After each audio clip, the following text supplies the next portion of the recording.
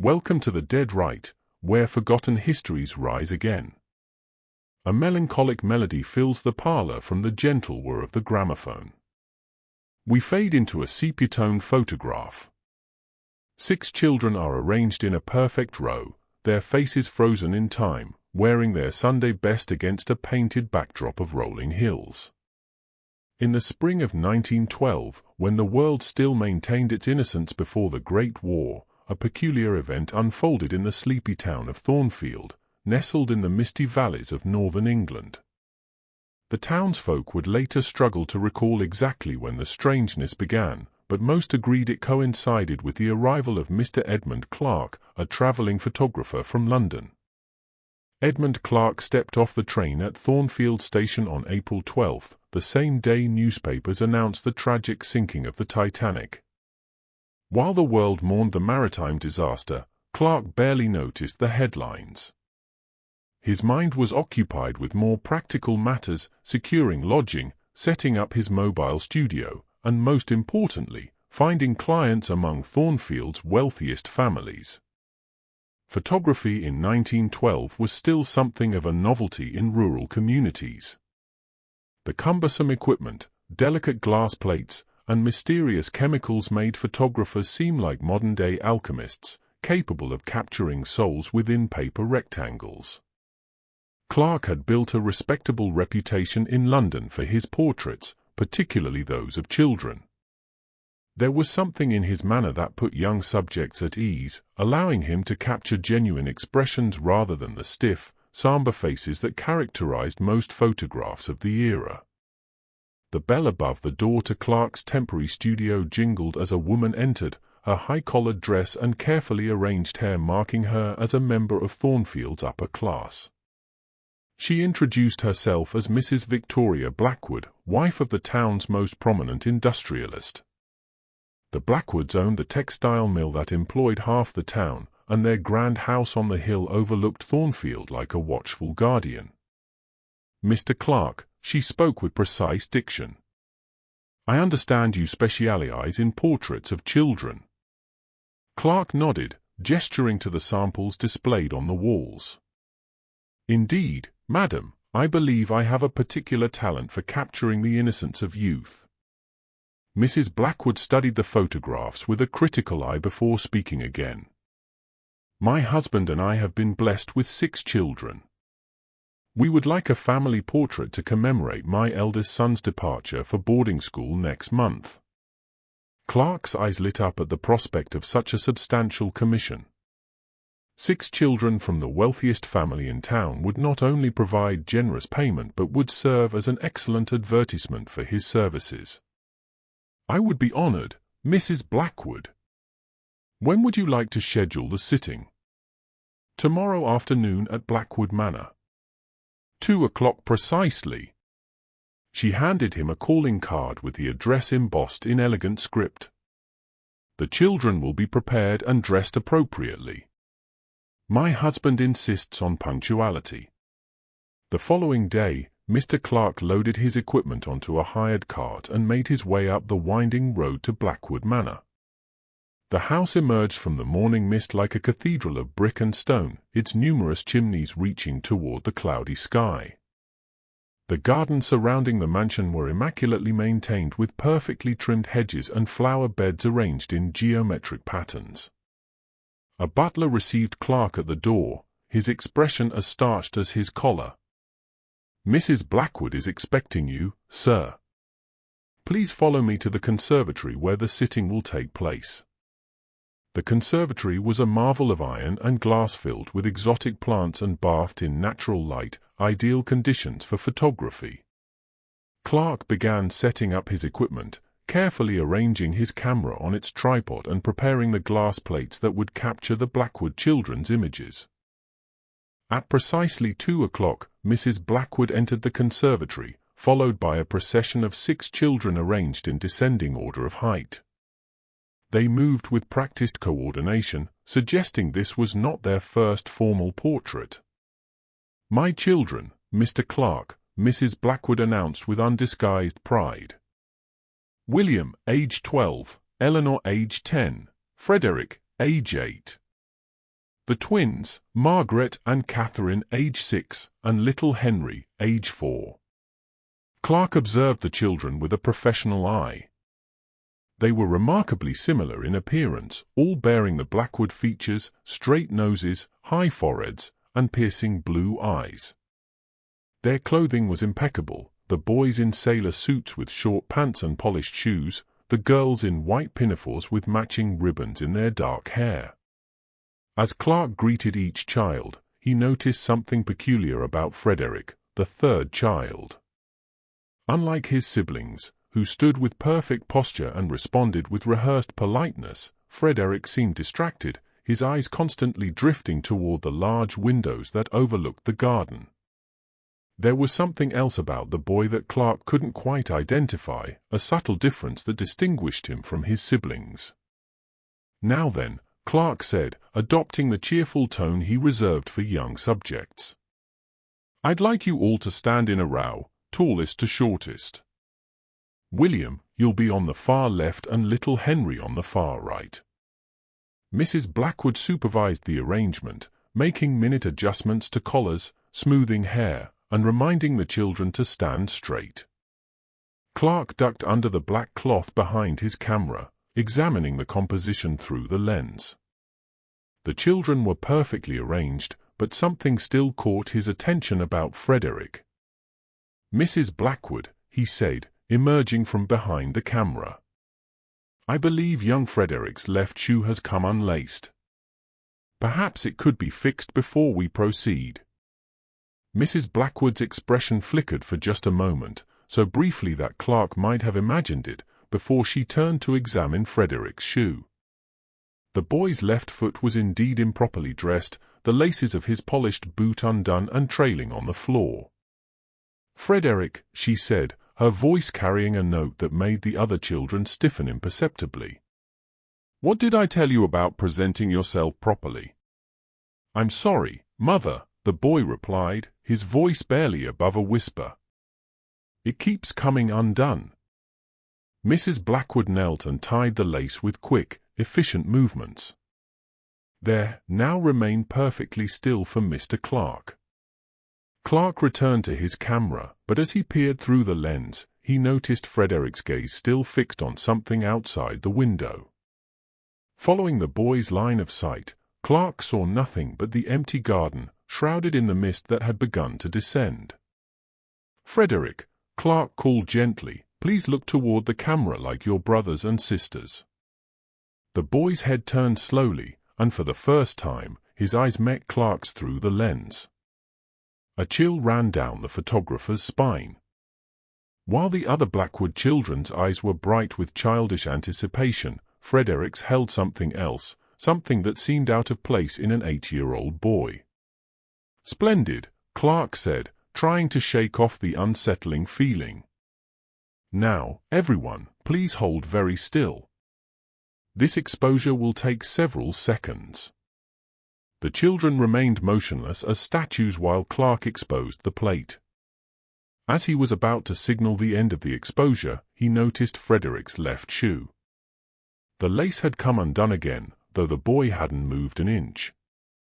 Clark took several more photographs, arranging the children in different poses, standing, seated on elegant chairs, gathered around a small table with a vase of flowers. Throughout the session, Frederick's shoelace repeatedly came undone despite being tied securely between each exposure.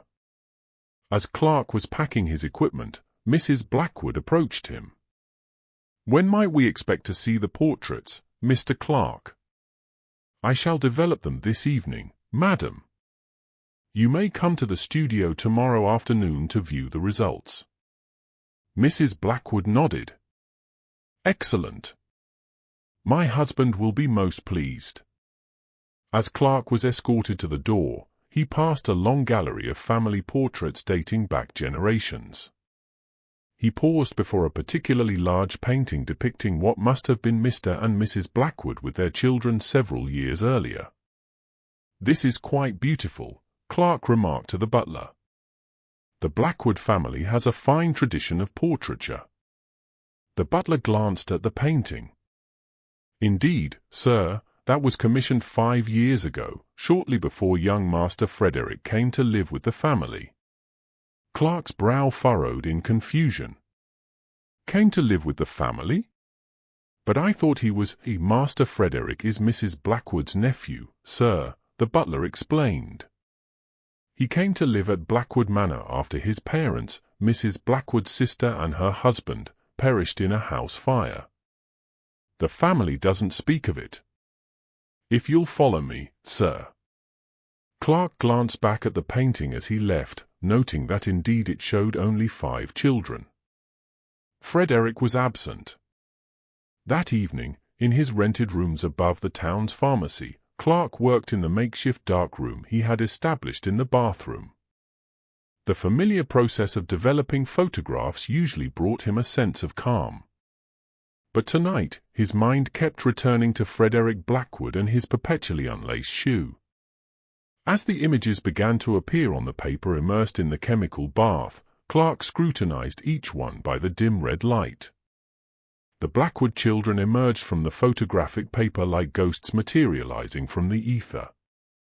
First William, straight-backed and solemn. Eleanor with her serene smile, the twins identical in their perfect posture, and little Henry, round-cheeked and bright-eyed. But when Frederick's image appeared, Clark nearly dropped the paper into the chemical bath. While the other children appeared normal, Frederick's image was subtly distorted. His outline seemed slightly blurred, as though he had moved during the exposure, though Clark was certain the boy had remained as still as his siblings. And there, just as Clark had noticed during the sitting, was the unlaced left shoe. But there was something else. Something Clark hadn't noticed at Blackwood Manor. Looking closely at Frederick's left foot, he could see that the shoe did not rest flat on the floor like the others. Instead, it hovered perhaps half an inch above the ground as though Frederick were floating ever so slightly.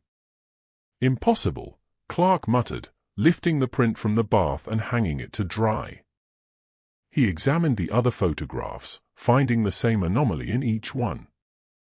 In every image, Frederick's left foot with its unlaced shoe did not quite touch the ground. Clark wondered if there could be some flaw in his camera or process, but the other children appeared perfectly normal. It was only Frederick who seemed to defy the laws of nature, and only his left foot at that. Troubled by what he had discovered, Clark struggled to sleep that night. His dreams were filled with images of the Blackwood children standing in a row, all smiling, except for Frederick, whose eyes followed Clark with unsettling intensity. The next morning, Clark woke to the sound of rain against his window. The weather had turned, bringing a damp chill that seeped through the walls of the old building. He dressed quickly and went downstairs to the pharmacy, where he purchased a bottle of tonic for his nerves before returning to examine the photographs once more. In the clear light of day, the anomalies in Frederick's image remained. Clark prepared the photographs for Mrs. Blackwood's viewing, mounting them on stiff cardboard frames, as was his custom. As he worked, he debated whether to mention the peculiarities he had noticed.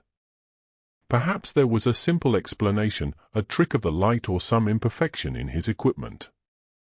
At precisely 3 o'clock, the bell above the studio door announced Mrs. Blackwood's arrival.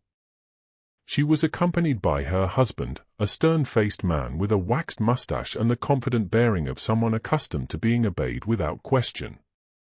"Mr. Clark," Mrs. Blackwood said. "Allow me to introduce my husband, Richard Blackwood." Clark shook hands with the industrialist, noting the man's firm grip and assessing gaze. "A pleasure, sir. I have the photographs ready for your inspection." The Blackwoods followed Clark to a small viewing table where he had arranged the mounted photographs. Mrs. Blackwood examined each one carefully, her expression revealing nothing of her thoughts. "They are quite good," she said finally. "You've captured the children's likenesses remarkably well." Mr. Blackwood leaned forward to study one of the photographs. "Indeed, very satisfactory." Clark hesitated, then pointed to Frederick's image in the group portrait. I noticed something unusual about young Frederic's photograph. His left shoe appears to be. The boy has difficulty with his laces, Mr. Blackwood interrupted, his tone brooking no further discussion. A minor imperfection in an otherwise excellent portrait. Of course, Clark replied, though he wanted to point out that it wasn't just the lace that concerned him, but the apparent levitation of the boy's foot. However, something in Mr. Blackwood's expression discouraged further comment. The Blackwoods selected several portraits to be framed and made arrangements for payment. As they were about to leave, Clark found himself asking a question before he could reconsider. I understand Frederick came to live with you after a tragedy. It speaks well of your family's compassion. The silence that followed was heavy and immediate. Mr. Blackwood's face darkened, and Mrs. Blackwood's hand froze on the door handle. "Who told you that?" Mr. Blackwood demanded, his voice low. "Your butler mentioned it in passing," Clark replied immediately, regretting his words. "I apologize if I've spoken out of turn." Mr. Blackwood stepped closer to Clark, his presence suddenly intimidating despite his refined appearance. "My family's affairs are not a subject for casual conversation, Mr. Clark. I would appreciate your discretion in this matter." "Of course, sir, I meant no offense." After the Blackwoods departed, Clark found himself unable to focus on his work. The encounter had left him unsettled, and he could not shake the image of Frederick's hovering shoe from his mind. On impulse, he locked the studio and walked to the local public house, hoping a pint of ale might calm his nerves. The Thornfield Arms was nearly empty at that hour, with only a few patrons scattered among the wooden tables. Clark took a seat at the bar and ordered his drink, then turned to survey the room. His gaze fell on an elderly man sitting alone in the corner nursing a glass of whiskey. Something about the man's solitary figure called to Clark, and after retrieving his ale, he approached the stranger's table. "Mind if I join you?" Clark asked. The old man gestured to the empty chair across from him. "Be my guest." Clark introduced himself, explaining that he was a photographer temporarily working in Thornfield. The old man nodded, identifying himself as Dr. Thomas Harris, retired physician to the Thornfield community. "A photographer, eh?" Dr. Harris said, his rheumy eyes brightening with interest. "I imagine the Blackwoods have already commissioned you. They never miss an opportunity to document their dynasty." "Indeed," Clark replied, seeing an opening to satisfy his curiosity. "I photographed their children yesterday. A handsome family." Dr. Harris made a non-committal sound. "Handsome indeed. And powerful. Richard Blackwood owns half the county and employs most of the town. Not a man to cross, Mr. Clark." "I gathered as much," Clark said, taking a sip of his ale. "I understand they took in their nephew after some tragedy." Dr. Harris's expression changed, his bushy eyebrows drawing together. "Is that what they're saying now? That Frederick is their nephew?" Clark leaned forward, intrigued by the man's reaction. "Is he not?" The doctor glanced around the pub before lowering his voice. "The official story is that Frederick is Victoria Blackwood's nephew, the son of her sister who died in a house fire in Scotland. But I've been physician to every family in this town for 40 years before my retirement. And I can tell you Victoria Blackwood never had a sister." Clark felt a chill that had nothing to do with the damp weather. "Then who is Frederick?" Dr. Harris drained his whiskey and signaled the barkeeper for another. "That's the question, isn't it? The boy appeared at Blackwood Manor nearly 5 years ago. One day, he wasn't there, and the next the family was introducing him as their son, their third child, though anyone who had seen the family before knew they had only 5 children then. But surely people asked questions. Some did at first, but the Blackwoods have a way of making problems disappear. Questions about Frederick stopped rather abruptly when the school teacher, who had inquired too persistently, found herself dismissed and her family evicted from their cottage on Blackwood land. Clark considered this information, trying to reconcile it with what he had observed. There's something unusual about the boy. In the photographs I took, his left foot appears to be, he trailed off, unsure how to describe what he had seen without sounding mad. Appears to be what? Dr. Harris pressed. Not touching the ground, Clark finished, expecting ridicule. Instead, the doctor's face paled. The left foot, you say? With an unlaced shoe. Clark stared at the old man. Yes. How did you know? Dr. Harris pushed his empty glass aside and leaned closer. There's a story in these parts, Mr. Clark. An old legend about a creature called a changeling. A fairy child left in place of a human child stolen by the fairy folk. Such creatures often have physical signs marking them as not quite human. In the old tales, one such sign is a foot that never quite touches the earth. Clark laughed nervously. Surely you don't believe in such superstitions, Doctor? You're a man of science. I was a man of science for 40 years. And in that time, I saw things that defied explanation, Dr. Harris replied seriously. I'm not saying Frederick Blackwood is a changeling. I'm merely pointing out a curious coincidence. The conversation turned to other matters, but Clark could not dismiss the doctor's words as easily as he would have liked. That night, he dreamed again of the Blackwood children, but this time Frederick stood apart from his siblings, his left foot raised as if taking a step toward Clark, his shoe unlaced, and his eyes filled with an ancient knowledge no child should possess. The following morning, Clark awoke to find a note had been slipped under his door. It was written on expensive stationery, the Blackwood family crest embossed at the top. The message was brief: Mr. Clark, I request your presence at Blackwood Manor this afternoon at 4 o'clock. I wish to discuss a private commission. Please bring your equipment. Victoria Blackwood. Clark's first instinct was to decline, but curiosity overcame his unease. He spent the morning preparing his camera and supplies, then hired the same cart to take him up to Blackwood Manor just before 4. The manor looked different in the cold light of a cloudy day. The grandeur remained, but there was something forbidding about its tall windows and ornate stonework. Clark was admitted by the same butler, who led him not to the conservatory, but to a part of the house he had not seen before. They descended a flight of stairs to what appeared to be the servants' quarters, then continued along a narrow corridor that seemed to lead toward the back of the property. Finally, they reached a small door, which the butler opened to reveal a staircase leading further down. Mrs. Blackwood is waiting for you in the old nursery, sir, the butler said, handing Clark a kerosene lamp. Mind your step on the stairs. Clark hesitated. The old nursery is in the basement.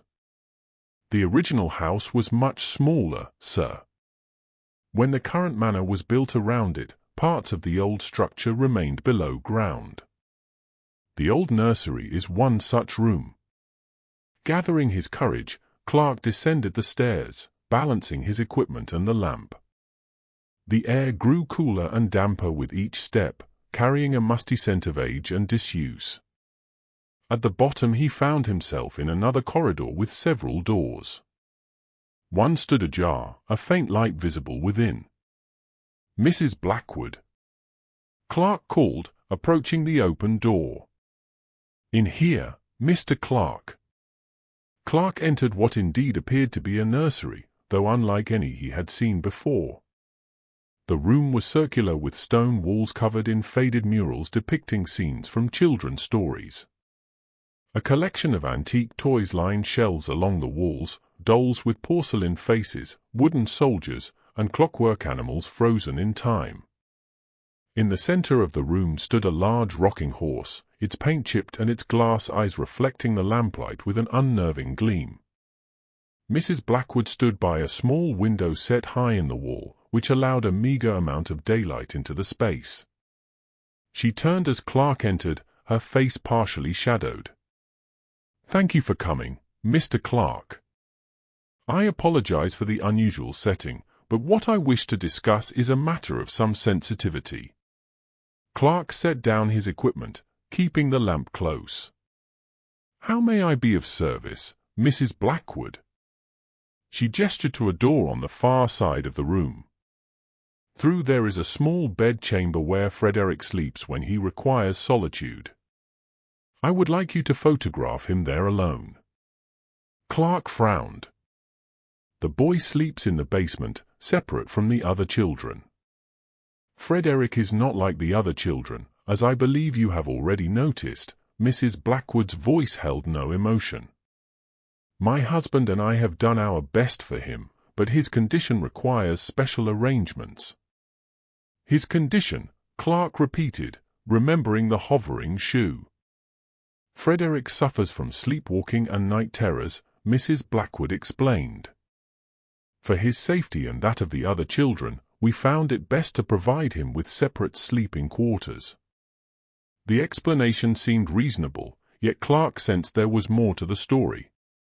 And why do you want him photographed here? Mrs. Blackwood moved toward the inner door. My husband is a practical man, Mr. Clark. He concerns himself with business and leaves the children's upbringing to me. This photograph is for my private collection. A mother's sentiment, if you will. She opened the door to reveal a small, sparsely furnished room containing a narrow bed, a chair, and a chest of drawers. There was no window and the only light came from an oil lamp on a small table. Sitting on the bed was Frederick, still dressed in the sailor suit he had worn for the portrait. His left shoe conspicuously unlaced.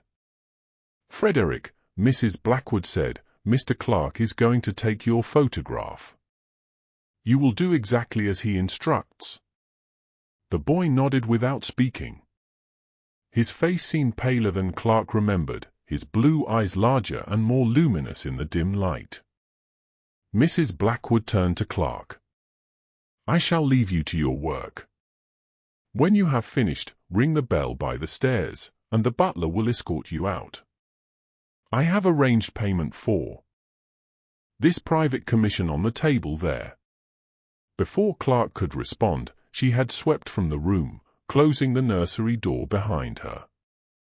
Clark stood awkwardly for a moment, then began setting up his camera, feeling Frederick's eyes following his every movement. Well then, young man, Clark said, trying to sound cheerful. Shall we create a fine portrait for your mother? Frederick did not answer immediately. When he finally spoke, his voice was soft but clear. She is not my mother. Clark's hands froze on his camera. I beg your pardon. Mrs. Blackwood. She is not my mother. Frederick's expression remained unchanged. My mother is waiting for me to return. A chill ran down Clark's spine. Return where, Frederick? The boy's gaze shifted to the stone wall as though looking through it. To the hollow hill beyond the ancient oak where the door opens only under the midnight moon.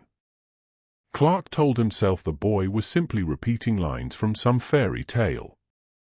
Yet the hairs on the back of his neck stood up. He focused on preparing his equipment, trying to dismiss his unease. Where did you live before coming to Blackwood Manor? Clark asked, keeping his tone conversational as he adjusted the camera settings. I have always been here, Frederick replied. And I have never been here. Clark looked up from his camera. That's quite the riddle, young man. Frederick's face remained solemn. It is not a riddle, Mr. Clark. It is the truth. They brought me here to replace the boy who was taken. Taken? Clark repeated, remembering Dr. Harris's mention of changelings. Frederick nodded. The real Frederick Blackwood. He went into the woods 5 years ago and found the hollow hill. He was curious, you see. Children always are. He went inside and they took him, so they sent me in his place. Clark felt a knot forming in his stomach. The boy's matter-of-fact tone made the fantastical tale all the more disturbing. And who are they, Frederick? The fair folk, the hollow people, those who live beneath and beyond. Frederick's eyes suddenly seemed older, filled with knowledge no 8-year-old should possess. They sent me to learn about human ways. I have learned much, but not enough. I still cannot make the shoe stay tied. Clark glanced at the boy's left foot where the shoelace dragged on the floor. Is that why your shoe is always coming unlaced? Frederick looked down at his foot with mild curiosity, as though observing something unrelated to himself. My foot does not belong in this world, Mr. Clark. The human craft of shoes and laces cannot bind it. Clark swallowed hard. He told himself the boy was simply repeating stories he had heard, or perhaps playing an elaborate game. Yet there was something in Frederick's demeanor that defied such rational explanations. I'm ready to take your photograph now, Frederick, Clark said, retreating to the familiar territory of his profession. Please sit straight and look directly at the camera. Frederick complied, his posture perfect and his expression serene. As Clark prepared to expose the plate, the boy spoke again. Mr. Clark, would you like to see where I come from? Before Clark could respond, the lamp on the table flickered violently, then went out, plunging the room into absolute darkness. Clark gasped, reaching blindly for his own lamp, but it too had extinguished. Frederick, he called, his voice tight with fear. Are you there? There was no answer, but Clark sensed movement in the darkness, a subtle shift in the air, as though something were circling him.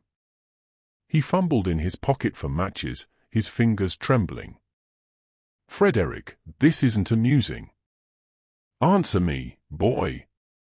A soft voice came from directly behind him, causing Clark to spin around. I am not a boy, Mr. Clark. Clark struck a match, its small flame casting long shadows on the walls. Frederick stood before him. But something had changed, though the child's form remained, his eyes now glowed with an inner light that was decidedly not human. What are you? Clark whispered, the match burning down toward his fingers. Frederick smiled, a gesture that transformed his face into something ancient and knowing. I told you. I am a replacement, a changeling, as your people call us. I was sent to learn about humans, but I have learned enough now. It is time for me to return home. The match burned Clark's fingers, and he dropped it with a curse. In the renewed darkness, he felt a cold hand grasp his wrist. Come, Mr. Clark.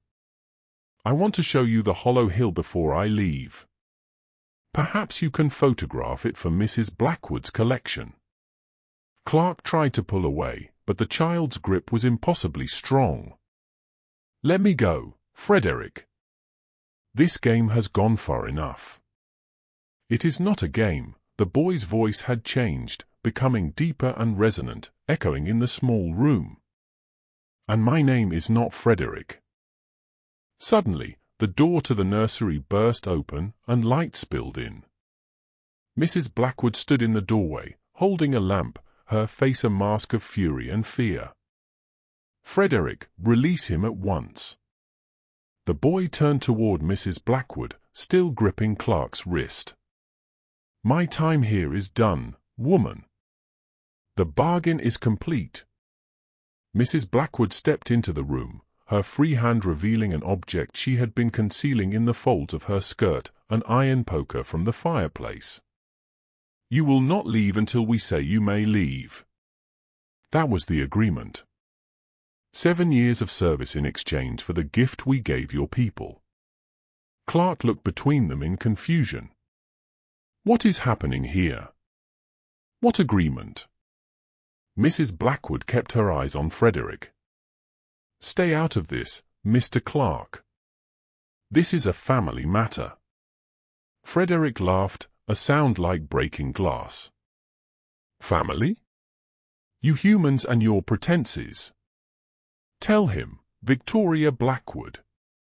Tell him how you and your husband traded your own child for wealth and power. Clark stared at Mrs. Blackwood, whose face had gone white. Is this true? Mrs. Blackwood's hand tightened on the iron poker. My husband made a discovery in the old woods on our property. A door where no door should be, and beyond it beings who offered him everything he desired. All they asked in return was a child. You sold your son, Clark whispered, horrified. We gave them Frederick in exchange for the means to build our fortune, Mrs. Blackwood replied, her voice hardening. And they sent this creature in his place to serve us for 7 years before returning to its kind. But the 7 years are not yet complete. Frederick's grip on Clark's wrist tightened painfully. 6 years, 6 months, and 6 days I have dwelled in this world of iron and lies. It is enough. I am leaving tonight, and I am taking something back with me, as is my right. Mrs. Blackwood raised the poker. You will take nothing from this house. Frederick smiled again, that terrible ancient smile that had no place on a child's face. Not from the house, Victoria Blackwood. From the cradle. A look of pure horror crossed Mrs. Blackwood's features. No, you cannot take Henry. A child for a child, Frederick said. That is the law of our kind. Your bargain bought you wealth, but now a payment is due. Clark, finding his voice, interjected. This is madness, Frederick. Or whatever you are, you cannot take a child. The creature wearing Frederick's form turned to Clark, its eyes glowing brighter. You have seen my true nature in your photographs, Edmund Clark. You know what I am. This is not your concern. I'm making it my concern, Clark said, surprising himself with his resolve. I won't allow you to take Henry or any other child. Frederick's expression darkened. And how will you stop me, photographer, with your camera? Will you capture my soul in one of your little boxes? An idea suddenly occurred to Clark. A desperate notion based on folklore he had read years ago. Iron, he said, looking at the poker in Mrs. Blackwood's hand. The fair folk cannot abide iron. Before Frederick could react, Clark lunged toward Mrs. Blackwood and grabbed the iron poker from her grasp. He turned and thrust it toward the creature masquerading as a boy. Frederick hissed, releasing Clark's wrist and backing away.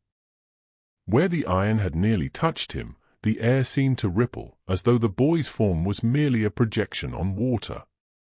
You dare to raise iron against me? The voice that emerged from Frederick's mouth no longer sounded even remotely human. It resonated with power and age, shaking dust from the ceiling of the old nursery. Clark held the poker before him like a sword.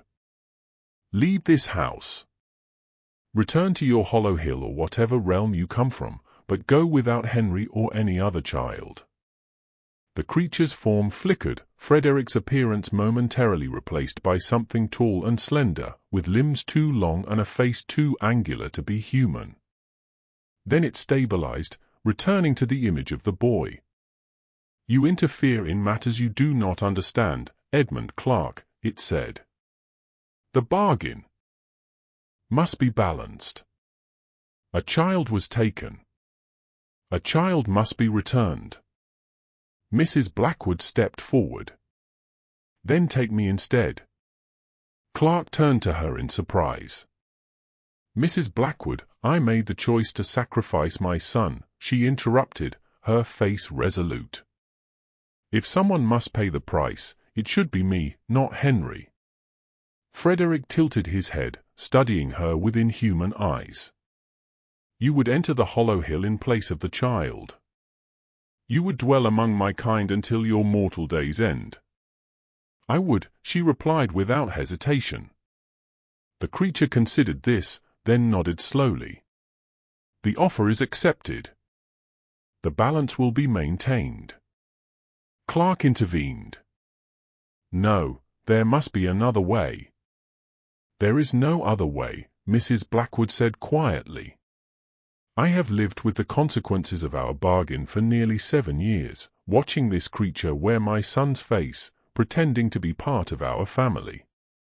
It is time I faced what I have done. Frederick, or the being that had been Frederick, extended a hand toward Mrs. Blackwood. Come then, Victoria Blackwood. The door to the hollow hill will open at midnight. We shall depart together. Mrs. Blackwood turned to Clark. Mr. Clark, I must ask a final service of you. Remain here tonight. Ensure that none of my children follow me when I leave with him, especially not my husband. Richard would try to stop me, but this price must be paid. Clark wanted to argue, to find some solution that didn't require such sacrifice. But the resignation in Mrs. Blackwood's eyes told him she had already accepted her fate. I will stay, he promised.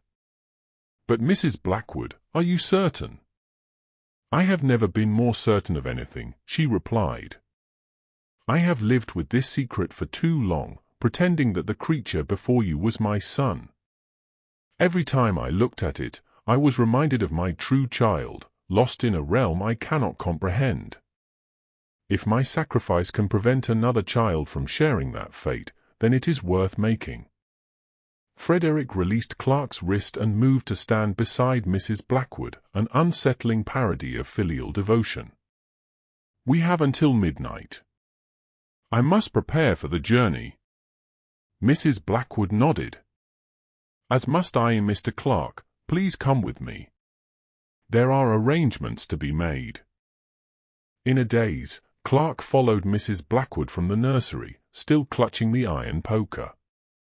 They ascended the stairs in silence, the unreality of the situation leaving Clark struggling to process what he had witnessed. In Mrs. Blackwood's private sitting room, she wrote several letters with remarkable composure, sealing each with wax and the family crest. These are for my children, she explained, handing them to Clark. To be delivered after I am gone, and this one is for my husband.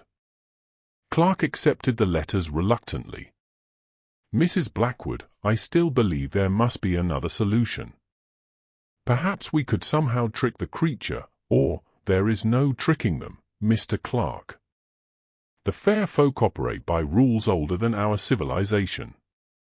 A bargain made must be honored. A debt incurred must be paid.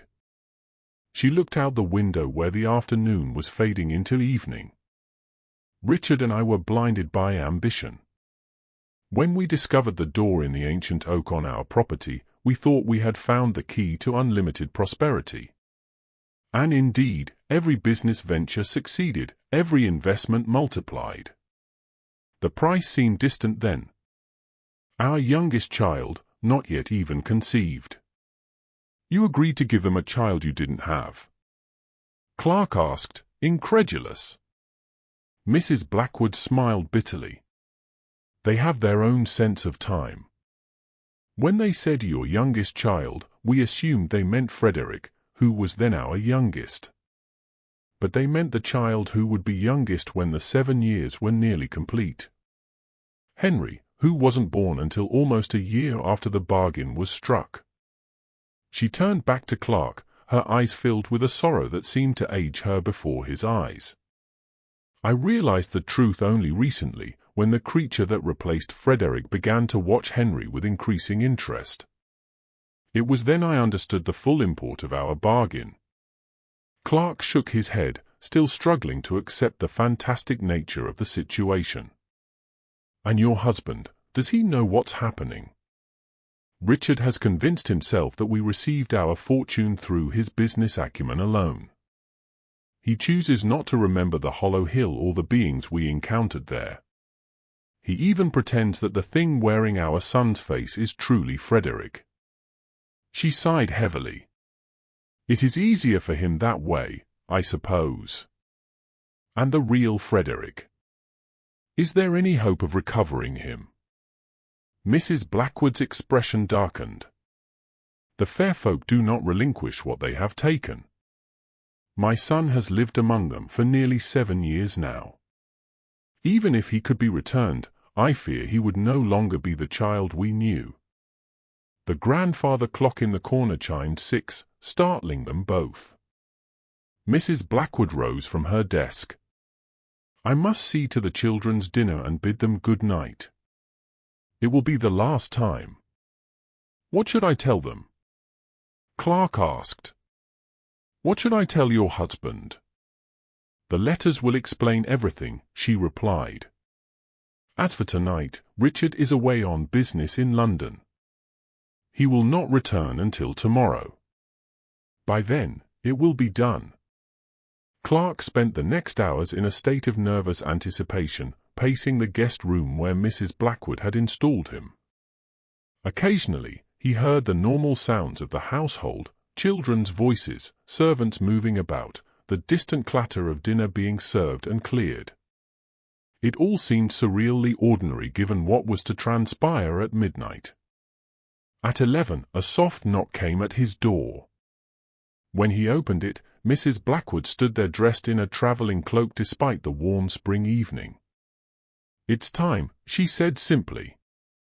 They descended through the house in silence, passing sleeping servants in darkened rooms. In the entrance hall, Mrs. Blackwood paused before a portrait of her family, all 6 children arranged around their parents, Frederick standing slightly apart, his left shoe conspicuously absent from the painting. I commissioned this.